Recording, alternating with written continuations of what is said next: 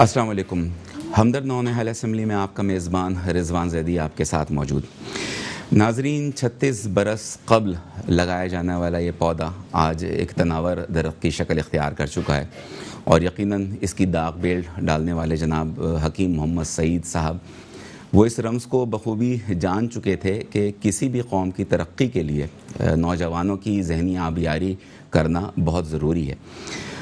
اسی سلسلے میں آج یہ پروگرام منعقد کیا گیا ہے، اور میں آپ کو بتاتا چلوں کہ پچھلے 36 برس سے تواتر سے یہ پروگرام نہ صرف کراچی بلکہ لاہور، پشاور اور راولپنڈی میں بھی ہر ماہ باقاعدگی سے اس کا اجلاس منعقد کیے جاتے ہیں. آج بچوں کی رہنمائی اور ان کی صلاحیتوں کو پروان چڑھانے کے لیے ان کے اساتذہ یہاں موجود ہیں، اور ان سے گفتگو بھی رہے گی پروگرام میں. تو میں پہلے اپنے مہمانان کا باقاعدہ تعارف کرا دوں. میرے ساتھ تشریف فرما ہیں ڈاکٹر شبیب الحسن، آپ وائس چانسلر ہیں ہمدرد یونیورسٹی کے. ان کے ساتھ تشریف فرما ہیں سید محمد ارسلان صاحب، آپ ڈائریکٹر HR اور ایڈمن ہیں. میرے ساتھ موجود ہیں ڈاکٹر ثنا غوری، آپ manager publications program and events ہیں. تو آج کے اس پروگرام میں ہماری کوشش یہی رہے گی کہ ہمدرد نونہال اسمبلی جو بچوں کی ذہنی آبیاری اور ان کی بود و باش کے سلسلے میں جو اپنی گراں قدر خدمات انجام دے رہی ہے، تو بچوں کی صلاحیتوں کو پروان چڑھایا جائے اور آپ کے سامنے پیش کیا جائے. لیکن اس سے پہلے ایک بات جو کہ بڑی اہم ہے کہ نونہال کی اگر میں بات کروں کہ نونہال باقاعدہ گھر کا حصہ ہوا کرتا تھا، اور ذہنی آبیاری کے لیے اس نے جو کلیدی کردار ادا کیا ہے وہ کسی سے کوئی ڈھکا چھپا نہیں ہے. نونہال سے تعلق میرا بھی اسی زمانے کا ہے جب میں نونہال ہوا کرتا تھا. اب تو صرف نہال ہوں، اور یہ صورتحال دیکھ کے اور زیادہ خوشی ہوتی ہے. لیکن پہلے ہم اپنے اس پروگرام کا باقاعدہ آغاز کرتے ہیں، اور میں تلاوت قرآن مجید کے لیے ملتمس ہوں حافظ مطہر احمد صدیقی سے کہ وہ روسٹرم پہ تشریف لائیں اور تلاوت کلام پاک سے ہمارے اذہان و قلوب کو منور فرمائیں. جناب حافظ مطہر احمد صدیقی. اعوذ باللہ من الشیطان الرجیم، بسم اللہ الرحمن الرحیم. یا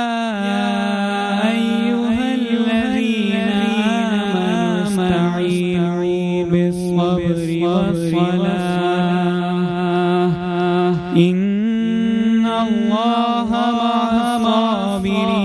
الصابرين ولا تقولوا لمن يقتل في سبيل الله أموات بل أحياء ولكن لا تشعرون. ولنبلونكم بشيء من الخوف والجوع ونقص من الأموال والأنفس والثمرات وبشر الصابرين الذين إذا أصابتهم مصيبة قالوا إنا لله وإنا إليه راجعون. أولئك عليهم صلوات من ربهم ورحمة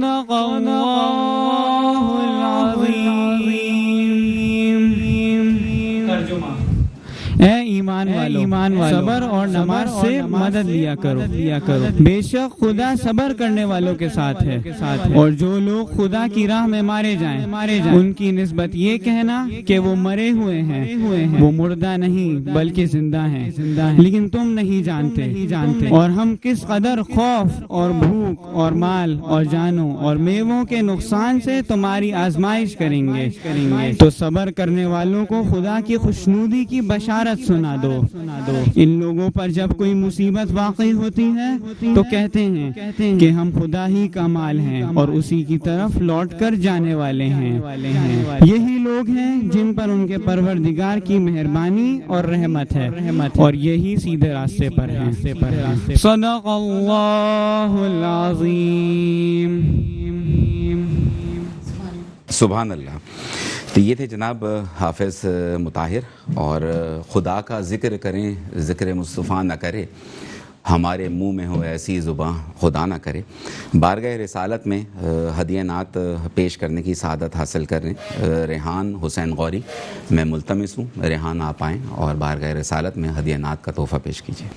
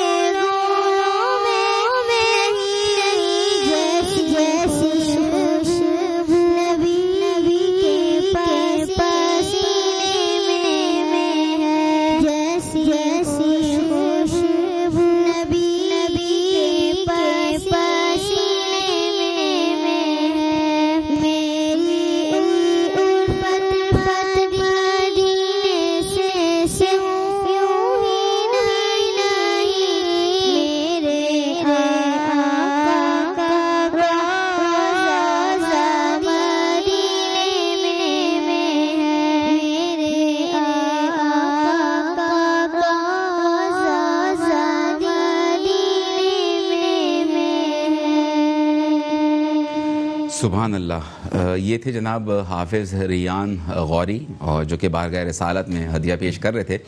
ناظرین اس وقت ہوا ہے ایک تشہیری وقفے کا، تھوڑی دیر میں آپ سے ہماری پھر ملاقات ہوتی ہے.